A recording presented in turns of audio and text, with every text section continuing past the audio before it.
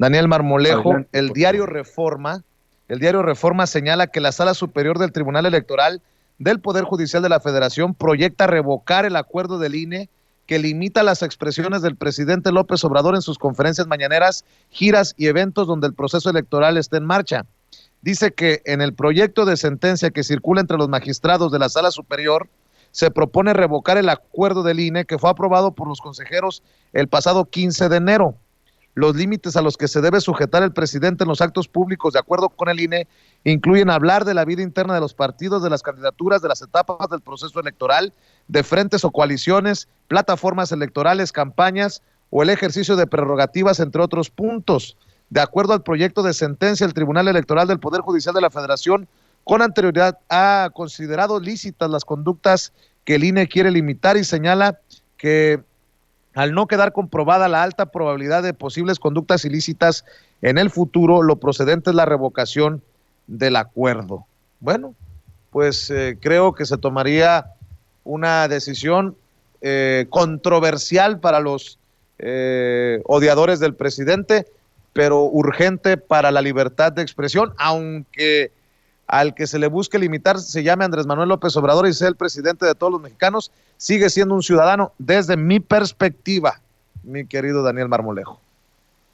Sí, y además importante reconocer dos cosas que le quitan los argumentos a la oposición. Andrés Manuel López Obrador no es un dictador, Vicente. Yo creo que esa imagen que se trató de promover de que vino para quedarse y que iba a permanecer aquí al menos durante 2 sexenios ha quedado totalmente diluida. Habla de lo miserable que son para criticar al presidente de la República. El otro aspecto, Vicente, que tiene que ver con echar atrás esta actitud del INE, que prácticamente es un tribunal o se quiere convertir en un inquisidor, es necesario echarlo para atrás y no solamente eso. Aquí hemos platicado la semana anterior de un punto de acuerdo que hemos enviado ya a un grupo de legisladores, de los cuales daremos información posteriormente, para evitar que las redes sociales tradicionales callen al presidente de la República, porque no vamos a permitir en México un apagón extraterritorial. Así como está sucediendo los apagones eléctricos, imagínate apagar la libertad de expresión. Ahora, ¿cuál es la conciencia que tenemos para elevar este punto de acuerdo y presentarlo?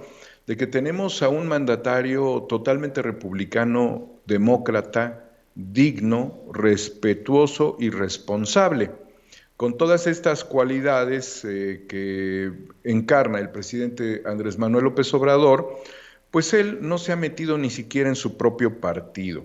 Así que lo que el presidente López Obrador pudiera decir en términos de la democracia, pues es que haya justamente democracia. Y para que haya democracia tiene que haber voz. La democracia comienza con la voz y no silenciando al presidente de la República.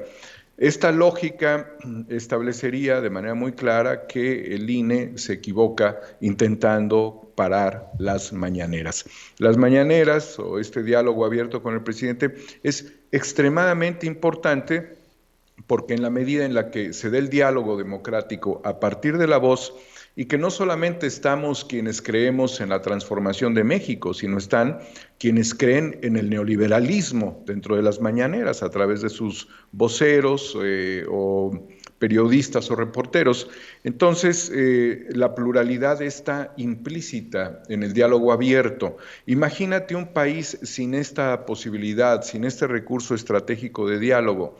Y también, como existe la mañanera, desmiente y desmitifica la idea del dictador, que esa ha sido la cantaleta del PRI y del PAN en la Cámara de Diputados, gritándole dictador reiteradamente al presidente, y ustedes en Guerra Híbrida van a ver que de allí no cambian su posición.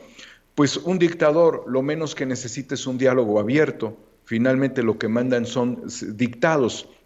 Entonces, el presidente no es un dictador, el presidente es una persona decidida a combatir la corrupción, la impunidad, el latrocinio, y justamente esto lo logra a través del diálogo público y de desmentir, fundamentalmente creo que eso es muy importante, desmentir a los opositores que no solamente están desmesurados.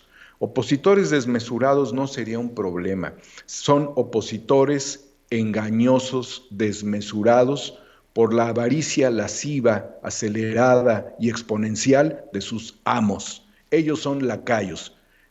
Obviamente sus amos son los que han venido destruyendo con una posición tirana neoliberal.